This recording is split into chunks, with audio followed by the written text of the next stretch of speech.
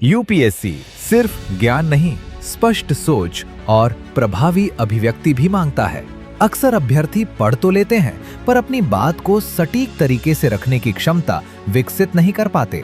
इसी कमी को पूरा करने के लिए ध्येय फाउंडेशन लेकर आया है पॉलिसी लैब, जहां आप नीतियों को केवल याद नहीं करते, बल्कि उन्हें समझना, विश्लेषित करना और स्पष्ट रूप से व्यक्त करना सीखते हैं।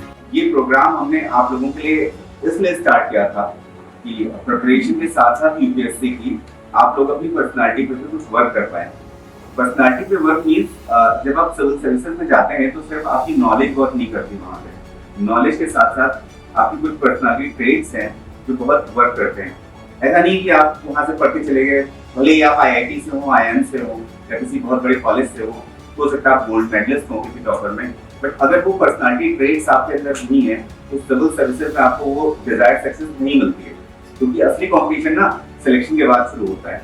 ये तो बहुत छोटी चीज है जो लोग आप पढ़ाई करते हो कि लक्ष्मीनाथ पढ़ ली, स्पेक्ट्रम पढ़ ली और बात सच है कि ये जो आपको मंच दे रहा है ना, सिलेक्शन तो होगा। अगर आप किसी चीज के लिए आप पूरा एफर्ट डालोगे तो इसलिए तो तय है कि सिलेक्शन आपका कोई रोक नहीं सकता।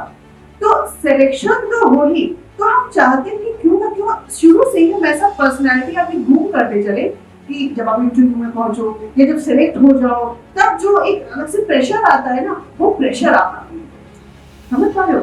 वो जब ग्राउंड जैसे मैं आपको गाड़ी चलाना, कार चलाना सिखाऊं, कितने लोग चलाते हो कार? कोई है नहीं, ठीक। अच्छा, मान लो आपको कार एक क्लासरूम में सिखा दी जाती है और सिखाई नहीं जाती, आपको सिर्फ बताया जाता है कि आपको ऐसे ऐसे ऐसे चलानी है, या फिर आपको स्विमिंग सिखा दी जाती है, रूम पे बैठा कर पानी में कभी छोड़ा नहीं है, क्या कर पाओगे? मतलब उतरना पड़ेगा ना सीखने के लिए। तो वही मेरा हम सभी का ध्येय प्लेटफॉर्म का ये मतलब है कि हम आपको मंच दें कि शुरू से ही आपकी पर्सनालिटी को ग्रूप हो सके। अब आप जो सपने देखो ना, वो कुएं के मेंढक जैसे ना हो कि छोटे से मुट्ठी भर आसमान के सपने देख रहे हो। हम चाहते हैं कि आपके अंदर वो मात्रा हो। यहाँ आप रियल पॉलिसी चैलेंजेस पर सोचते हैं, डिफरेंट पर्सपेक्टिव समझते हैं और अपनी एनालिटिकल व कम्युनिकेशन स्किल्स को मजबूत बनाते हैं। एआई और वुमेन सिक्योरिटी जो हैं वो दो ऐसे शब्द हैं या जो ऐसे टॉपिक्स हैं जिनको हम लगता है कि बहुत दूर की चीज़ें हैं, आपस में रिलेट करने में मुश्किल हो जाती है, लेकिन ऐसा नहीं है कि ये पॉसिबल नहीं है। और इनफैक्ट ये आज की डेट में होता भी है, हो भी रहा है। सबसे पहले तो सुरक्षा या सेफ्टी जो है वो एक ऐसी चीज़ नहीं है जो कि प्रिविलेज है या किसी के पास ही होनी चाहिए।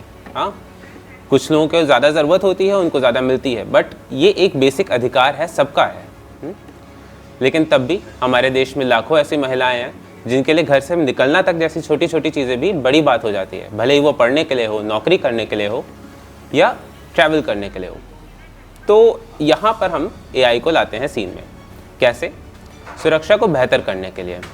See, what begins online never stays online alone.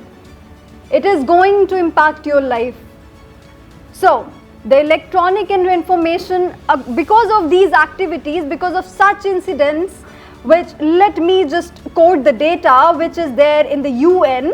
According to UN, they have said that 1.8 billion women and girls still lack legal protection from online harassment and other forms of technology facilitated abuse.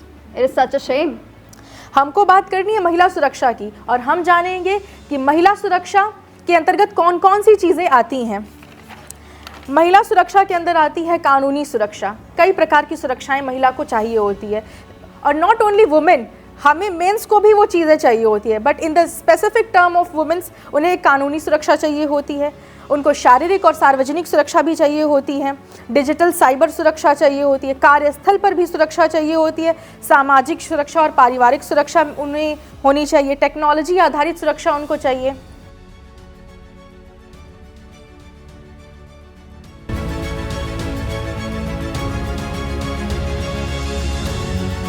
ये programme आपके भीतर उस अधिकारी की सोच विकसित करता है जो जमीन पर निर्णय लेता है, और यही आपकी यूपीएससी की तैयारी को औरों से अलग बनाता है।